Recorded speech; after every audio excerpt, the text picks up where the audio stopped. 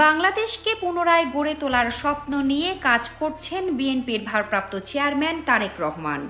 এমন মন্তব্য করলেন দলটির মহাসচিব মির্জা ফখরুল ইসলাম আলমগীর। সোমবার ২৮ জুলাই রাজধানীর জাতীয় জাদুঘরের সামনে যুবদলের গ্রাফিতি আর্ট উদ্বোধন করতে গিয়ে তিনি এ বক্তব্য রাখেন।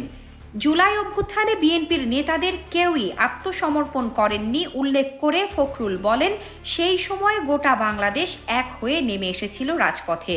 ওই আন্দোলনে শহীদ হয়েছেন যুবদলের ৭৯ জন এবং ছাত্র দলের ১৪২ জন। আমরা ভুলে গেলে চলবে না, যার যা অবদান আছে সেটি স্বীকার করে নিতে হবে।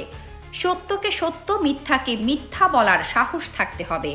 তিনি আরও বলেন, এই আন্দোলনে কোনো একটি গোষ্ঠী একা নেতৃত্ব দেয়নি। শিশু, তরুণ, প্রবীণ সবাই রাস্তায় নেমেছিল। জনতার ঐক্যই স্বৈরাচারকে বিদায় দিতে সক্ষম হয়েছিল।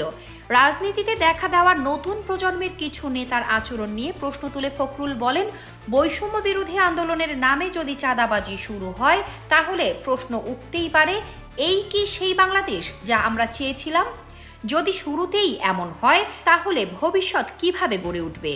দেশের মানুষ এখন তাকিয়ে আছে তরুণদের দিকে, তাকিয়ে আছে হাসিনার পতনের স্বপ্ন দেখানো নেতাদের দিকে।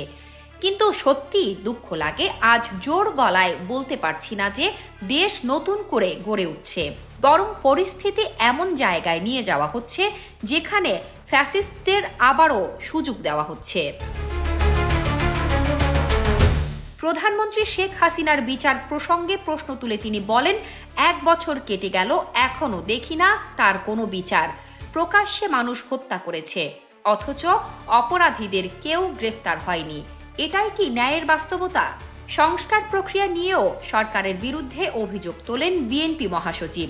তার ভাষায়, আমরা সব ধরনের সহযোগিতা করলেও সরকার সংস্কার নিয়ে কোনো দৃশ্যমান অগ্রগতি দেখতে পারিনি।